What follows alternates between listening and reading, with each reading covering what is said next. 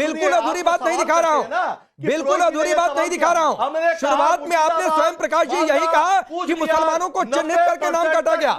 जब मैंने आपसे क्रॉस क्वेश्चन किया कि इसका मतलब ये बंधक बनाने वाले भी सारे मुसलमान थे आपकी परिभाषा के हिसाब से, तो आप पलट गए, नहीं और भी लोग थे।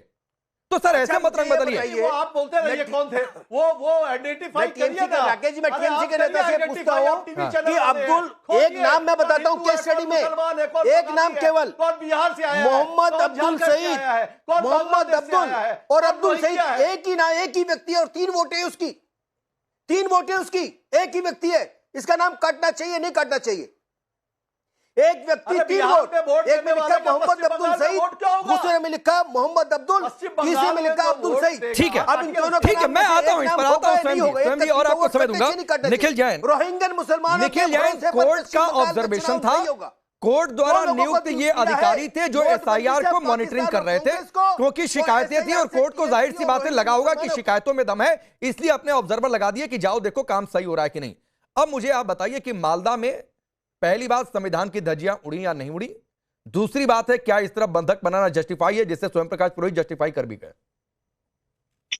राकेश जी, सबसे पहले तो इस घटना की कोई जस्टिफिकेशन नहीं हो सकती, बिल्कुल गलत है। संविधान की धज्जियां उड़ी हैं, ये बिल्कुल नहीं होना चाहिए था। ये पूरी एडमिनिस्ट्रेशन को और जिन्होंने भी ये करा है या इसका समर्थन करा है सबको शर्मसार करना चाहिए। पर मैं एक फैक्चुअल करेक्शन कर दूं, सुप्रीम कोर्ट में जो कहा गया कि वेस्ट बंगाल से ज्यादा ध्रुवीकरण वाला राज्य में हमने आज तक नहीं देखा, वो राजनीतिक ध्रुवीकरण की बात हो रही है और धार्मिक ध्रुवीकरण की बात नहीं हो रही है। अगर आप पूरा वो सेंटेंस पढ़ेंगे तो उसमें वो क्लियर है। और मैं ये नहीं कह रहा कि राजनीतिक ध्रुवीकरण सही है, गलत तो वो भी बहुत है। अगर अफसरान जो हैं, ब्यूरोक्रेट्स हैं, पुलिस ऑफिशियल्स हैं, गवर्नमेंट लॉयर्स हैं, if all of them start behaving कि कौन सी पार्टी के हैं वो उस पार्टी के रंग में वो बोलने लगे और सरकार के काम ना करें, तो वो बिल्कुल गलत है। पर मुद्दा इसमें यह है, गलती किसकी है? क्या ममता बनर्जी की है, क्या टीएमसी की है, या इलेक्शन कमीशन की है? क्योंकि ये जितने भी अधिकारी हैं, local police, DM, SP, range IG, home सचिव, सारे के सारे तो इलेक्शन कमीशन के अंडर आते हैं। सबको तो इलेक्शन कमीशन ने अभी चेंज नहीं निखिल जैन, ना निखिल जैन, अभी अधिकारियों की बातचीत कहां से है? अभी तो मालदा के डीएम को देखना है कि वो समय पर पहुंचे क्यों नहीं, उसको लेकर कोर्ट ने जवाब मांगा है। वो तो बात की बात है भाई, ये हजारों लोगों की भीड़ कैसे पहुंच गई? निखिल जैन, इस पर बोलिए, किसने भ्रम फैलाया कि जाओ जाओ तुम्हारे नाम कट गए, जाओ घेरो अधिकारियों को बंधक बनाओ, किसने सड़क पर उतार दिया? इस पर बोलिए सर। किसको बताया? लोकल राकेश जी, नहीं, एक सेकंड राकेश जी, यहाँ पर मैं बैठ के कोई अदृश्य शक्तियां जो व्हाट्सएप पे मैसेज फैला रही हैं, उनकी वजह से कुछ गलत हो जा रहा है, उन पे सवाल नहीं उठा सकता। नहीं, मैं अदृश्य शक्तियों की बात नहीं कर रहा हूं निखिल जैन। लोगों का मूवमेंट होता है तो मैसेज की वजह से होता है, लोगों का मूवमेंट होता है तो अफवाहों के चक्कर में होता है, ऐसे उठकर लोग नहीं पहुंच जाते हजारों की भीड़ में। राकेश जी, आप एक चीज बताइए, जब बेंगलोर में स्टैम्पेड होती है तब आप क्या करते हैं? तब आप बैंगलोर की सरकार से सवाल नहीं, बैंगलोर की स्टैम्पेड और आप इसको एक करके एक तराजू में तोल रहे हैं। जस्टिफाई कर दिया निखिल जैन आपने, नहीं जस्टिफाई कर दिया आपने कि बैंगलोर की स्टैम्पेड अरे सर और मालदा में अधिकारियों को बंधक बनाना दोनों एक बातें हैं आपके हिसाब से? नहीं, बिल्कुल भी नहीं। जिन्होंने कराया ये गलत, फिर बैंगलोर का स्टैम्पेड कैसे आया बीच में? एक बारी सुनिए तो, जिन्होंने कराया उन्होंने तो गलत कराया, उन्होंने तो क्रिमिनल काम कराया। अरे सर, आप बीच में क्यों इंटरजेक्ट करे जा रहे हैं? ठीक है नवीन जी, एक बार बोलने दीजिए। निखिल जैन बोलिए, अगले 30 सेकंड आपके, uninterrupted 30 second for Nikhil Jain. Thank you so much. देखिए, जिन्होंने ये गड़बड़ करी है उन्होंने तो गलत करा ही है, वो तो अपराधी हैं, उन्हें पकड़ के जेल में डालना चाहिए। अरे मुझे क्या पता किसने करी है, वो तो पुलिस जांच करेगी, वो बताएगी ना। आज मैं टीवी पे बैठ के, या कोई भी राजनीतिक दल का कोई भी प्रवक्ता टीवी पे बैठ के क्या कर सकता है? वो जिम्मेदारी मांग सकता है कि किसकी जिम्मेदारी है। मैंने बैंगलोर के स्टैम्पेड का जिक्र इसलिए करा कि अगर वहां स्टैम्पेड होती है तो जिम्मेदारी किसकी पकड़ी जाती है? जो सरकार है। अगर उत्तर प्रदेश में कुंभ के मेले में 150 लोग स्टैम्पेड में मारे जाते हैं तो जिम्मेदारी किससे मांगी जाती है? योगी आदित्यनाथ से। तो अभी सर इलेक्शन कमीशन से मांगी जाएगी ना। मैं इसलिए बीच में आऊंगा कि आपकी तुलना गलत है। किसी कार्यक्रम में भगदड़ मच जाना, अव्यवस्था के चलते हुए कलम बस्ता हो गया और प्रदर्शन करते हुए जाकर 7 अफसरों को बंधक बना लीजिए, वो दोनों अलग बातें हैं। आपको नहीं भाई, क्यों नहीं? Nikhil Jain, sir, home secretary 5 घंटे तक फोन नहीं उठाते हैं, ये सुप्रीम कोर्ट में कहा गया है। वो ठीक बात है, सुप्रीम कोर्ट ने आप होम सेक्रेटरी पर बोलेंगे, आप सब पर बोलेंगे, लेकिन उन 30,000 लोगों पर नहीं बोलेंगे। भेजा आपने, किसने उन लोगों को भ्रम में डाला, उस पर आप नहीं बोलेंगे। जिसने भी भ्रम में डाला उसने गलत करा, तो बोलिए ना सर उस पर। तो मुझे पता ही नहीं है ना कौन है। पुलिस अगर जांच बाकी सब आपको पता है। 2 बात पूछ के बता। आप टीवी पे बैठ के बोल देंगे वो मुसलमान थे, दलित थे। मैंने कहा बोला, मैंने कहा बोला, स्वयं प्रकाश बोल रहे थे, मैं नहीं बोल रहा हूं। नहीं, मैं उनकी बात से कोई ये सहमति नहीं रखता कि अगर उन्होंने ये कहा है कि केवल मुसलमान थे तो मैं सहमति नहीं रखता, लेकिन मुझे नहीं लगता उन्होंने ये कहा। उन्होंने ये भाई उन्होंने शुरुआत में कहा था, निखिल जैन उन्होंने शुरुआत में कहा था, बाद में उसमें करेक्शन भी उन्होंने किया। शुरुआत में कहा था कि वोटर्स के नाम कट रहे हैं एक ही समुदाय के। विवेक साइलस, ठीक है ठीक है, ठीक विजय शर्मा एक साथ रिप्लाई करिएगा। विवेक साइलस, हाँ आइडेंटिफाई करके, हाँ नहीं ठीक है सर, आइडेंटिफाई करके ना, ठीक है। अब विवेक साइलस, इसमें भी आप लोगों ने गुंजाइश तलाश ली कि अधिकारी के सहारे व्यवस्था अपने कंट्रोल में। ये तो कोर्ट के नियुक्त अधिकारी थे भाई, ऑब्जर्वेशन थे, यानी कोर्ट पर भी भरोसा नहीं है आपको? पांडे जी, मुझे कहीं ना कहीं लगता है कि जो घटना है वो दुखद है। बिल्कुल ये इस तरह की घटना का समर्थन नहीं कोई कर सकता है, लेकिन कहीं ना कहीं ये भी सवाल उठता है कि अब तो कानून व्यवस्था जो है वो और निष्पक्ष चुनाव कराना जो है वो चुनाव आयोग के हाथ में है कि बंगाल में निष्पक्ष चुनाव हो और शांति व्यवस्था बनी रहे।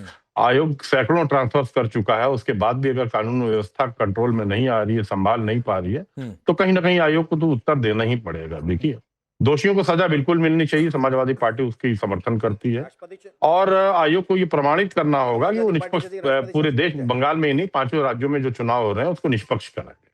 आप उत्तर प्रदेश की घटना देखिए, एक राम निहोर था, वो अंगूठा लगाता था, उसका फर्जी दस्तखत करके, हस्ताक्षर करके भारतीय जनता पार्टी के लोगों ने वोट कटवाने और बढ़वाने का काम किया, जिसको हमारे माननीय राष्ट्रीय अध्यक्ष जी ने प्रेस कॉन्फ्रेंस में भी सामने रखा। तो क्या चुनाव आयोग ने कोई भी कार्रवाई की? क्या उन अधिकारियों पे कार्रवाई हुई? बिल्कुल नहीं हुई। ममता जी लगातार पत्र लिख रही हैं, कोई जवाब क्या चुनाव आयोग ने दिया? नहीं दिया। फॉर्म 6 30 हजार पकड़े जा रहे हैं बंगाल में, कोई उसका स्पष्टीकरण आया? बिल्कुल नहीं आया। इलेक्शन कमीशन जो केरल अपना पत्र भेजता है उसमें भारतीय जनता पार्टी की मोहर पाई जाती, क्या उस पर कोई जवाब आया?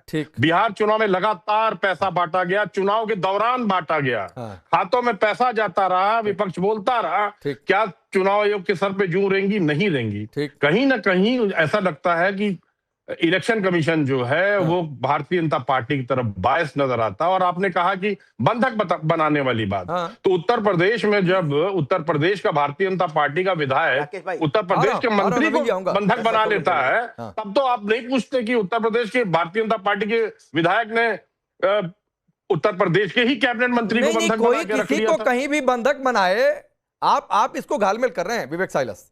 खैर पहले विजय नहीं आ रहा हूं सर, आ रहा हूं, इस पर आ रहा हूं। नवीन जिंदल भी बोलना चाहते हैं, एक बार विजय शर्मा रिप्लाई कर ले। आपने बीजेपी को बहुत टारगेट पर लिया, विजय शर्मा रिप्लाई करिए। राकेश जी, देखिए, एक बात समझ लेनी चाहिए हम सबको, अगर लोकतंत्र है तो हम सब लोग हैं। लोकतंत्र की रक्षा करना हमारी सबकी जिम्मेवारी, और जो कुछ हुआ है वो लोकतंत्र के माथे पे एक कलंक है। सुप्रीम कोर्ट ने क्या बोला है जरा गौर से देखिए। उन्होंने ये बोला है कि वो हमारे लिए हमारा काम कर रहे थे, तो एक किस्म से वो रिप्रेजेंटेटिव थे, वो न्यायिक अधिकारी, वो जजेज 2-3 स्टेटों के। तो इस तरह की जो कार्रवाई हुई है, इसकी कड़े निंदा करनी चाहिए, भर्त्सना करनी चाहिए। और तो मैं एक बात बता दूं आपको, वेस्ट बंगाल के अंदर पहला बार विजय शर्मा जी, हर बार स्वयं प्रकाश पुरोहित ने भी निंदा कर दी, विवेक साइलस, निखिल जैन सबने निंदा कर दी। सुनिए, वो पुरोहित जी क्या बोल रहे हैं, कह रहे हैं आपकी एजेंसियां कहाँ थी? जो कानून व्यवस्था वो राज्य के अंदर आती है, राज्य सरकार ने देखना होता है, वहाँ सीआईडी राज्य सरकार के काम करती है। और इतने लोगों ने हाईवे जाम कर दिया, 2 भागों में बांट दिया इतने घंटे तक, तो ये क्या कर रहे थे? ममता दीदी क्या कर रही थी? ममता दीदी तो इनको पता है कि ये चुनाव हारने जा रहे हैं, इनके घुसपैठियों के वोट कर रहे हैं, तभी तो इतने सारे लोग घुस गए। सुप्रीम कोर्ट ने साफ बोला, हमें पता है वो कौन लोग थे जिन्होंने बंधक बनाया है। तो इतनी गंभीर टिप्पणी सुप्रीम कोर्ट की जो आई है, इतनी गंभीर टिप्पणी मैंने आज तक नहीं सुनी, नहीं देखी। जिस तरह के हालात वहाँ आपातकाल जैसे हालात वेस्ट बंगाल, मैं इससे गंभीर टिप्पणी बताता हूँ, मैं इससे गंभीर टिप्पणी घड़ा जरूर भरेगा। और मैं तथ्य के आधार पे बात करता हूँ कि वेस्ट बंगाल के अंदर जो घुसपैठिए इन्होंने मतदाता बनाए, तो वो एक मतदाता बाहर होगा, चाहे ये जितना नहीं। तो विजय शर्मा, एक मिनट निखिल जैन, विजय शर्मा, आप ये कहना चाहते हैं कि जितने लोगों की भीड़ थी, जितने लोग बंधक बनाए, वो सारे घुसपैठिए थे? नहीं, मैं ये कह रहा हूँ घुसपैठियों के वोट बचाने के लिए थे वो लोग सारे। अच्छा, वो लोग सही थे, घुसपैठियों को बचाने के लिए गए, यानी जितने लोग पहुंचे थे वो वोटर लिस्ट में थे, और अगर वोटर लिस्ट में थे तो पहुंचे क्यों थे फिर? नहीं, ये तो टीएमसी के गुंडे थे। टीएमसी के गुंडे अपने घुसपैठियों के अपने चुनाव जीतने के लिए वो पहुंचे थे वहां पे, ताकि डराया जा सके। सुप्रीम कोर्ट ने बोला ये बात। हाँ ठीक है, अब ठीक है, नहीं ठीक है। अब स्वयं प्रकाश पुरोहित जी के लिए आऊंगा, अब क्योंकि टीएमसी के गुंडा बोला तो उस पर रिप्लाई करिए। अब स्वयं प्रकाश पुरोहित जी इसका रिप्लाई करिए। ये हजारों लोगों की भीड़ जो पहुंची, स्वयं प्रकाश पुरोहित जी सवाल सुनिए। विजय सिन्हा रुकिए। ये कह रहे हैं कि ये सारे टीएमसी के लोग थे, टीएमसी के गुंडे थे, ये आरोप आप पर लगा रहे हैं। और दूसरी बात है, कोर्ट की एक टिप्पणी तो है कि ये जो कुछ हुआ है एक तरीके से अदालत पर हमला है, क्योंकि अदालत द्वारा नियुक्त न्यायिक अधिकारी थे, तो उन पर हमला हुआ तो अदालत पर हमला माना जाएगा। जी देखिए, जिस तरह से लॉजिकल डिस्क्रिपेंसी के नाम पर लोगों के वोट, 1.5 करोड़ लोगों को पहले लाइन में खड़ा कर दिया गया, उसके बाद में जब जुडिशियल इंटरफेरेंस आया, हमारी नेत्री 7 दिन तक शांतिप्रिय धरना प्रदर्शन किया उन्होंने, ममता बनर्जी ने। उनके धरना प्रदर्शन करने के बाद में सुप्रीम कोर्ट ने कहा कि हम 24/7 खुले हैं। पश्चिम बंगाल में चुनाव होने के एक दिन पहले तक भी सप्लीमेंट्री लिस्ट में वोटर्स के नाम ऐड किए जाएंगे। मगर अब चूंकि चुनाव हो गए, लोग प्रचार कर रहे हैं, तो जिनके वोट काटे गए, जो लोग ऑलरेडी चले गए, डिलीटेड में चले गए हैं, जिनके माँ बाप दादा यहीं रहते थे, वो लोग सुनिए, बीच में मत बोलिए, मेरी बात तो खत्म होने दीजिए। इतनी उत्तेजित क्यों है? अरे सुन लो। नहीं राकेश जी, इसको बीच में मत बोलने दीजिए। जब नागरिकता और मतदान का अधिकार विसंगतियों के कारण, और इलेक्शन कमीशन, जैसे साइमन कमीशन अंग्रेजों के समय में डंडा चलाता था, वैसे इलेक्शन कमीशन काम करेगा क्या? आप भारतीय जनता पार्टी शासित अधिकारियों को पश्चिम बंगाल में भेज दिया। जो चीफ सेक्रेटरी है, वो आज तक यहाँ के मुख्यमंत्री से फोन में उन्होंने बात तक करना मुनासिब नहीं समझा कि कौन यहाँ की मुख्यमंत्री है, और आप आरोप ममता बनर्जी पर लगा देंगे, तृणमूल पर कांग्रेस के गुंडे बोल देंगे। अरे भाई, अभी भी 22 लाख लोगों के नाम इंटर हुए हैं, बाकी जिनके नाम बाकी है, हाँ। वो लोग तो अपने वोटर में नाम लिस्ट में जुड़वाने के लिए प्रयास करेंगे। हाँ। अगर कल किसी ने तो भी प्रयास कैसे होता है, आप उनको पकड़िए, जेल में डालिए। आप अभी भी कह रहे हैं स्वयं प्रकाश पुरोहित जी अगर सत्ता में गड़बड़ नहीं दिख रहा है, चुप रहिए। 7 अधिकारियों में 3 महिलाएं थी, आपको गड़बड़ नहीं दिख रहा है? 9 घंटे तक खाना पानी नहीं दिया, गड़बड़ नहीं दिख रहा है? हजारों की भीड़ खड़ी रहे, और जब अधिकारियों को निकाला जा रहा है तो गाड़ी पर जो है ईंट पत्थर डंडा मार रहे हैं, गड़बड़ नहीं दिख रहा है आपको? राकेश भाई, अगर तृणमूल कांग्रेस की सरकार के अधिकारी होते, डीएम होते, तब अभी आप क्या कहते कि आप उनको, मेरा जवाब सुनिए। बीच में क्यों बोलते हो भाई? बंगाल की बात होती है तो मुझे 10 सेकंड लेता हूं सर। पश्चिम बंगाल में अधिकार में अमित शाह आते हैं, और अमित शाह ने कहा 15 दिन तक रहेंगे, और 15 दिन तक वैसे ही बंगाल को जलाते रहेंगे। उनके अधिकारी बैठे हैं, जैसे गुजरात को जलाया था वैसे बंगाल को जलाने की तैयारी कर रहे हैं। यही तो उनका एजेंडा है कि पश्चिम बंगाल, उत्तर प्रदेश में जब इनकी सत्ता नहीं आई थी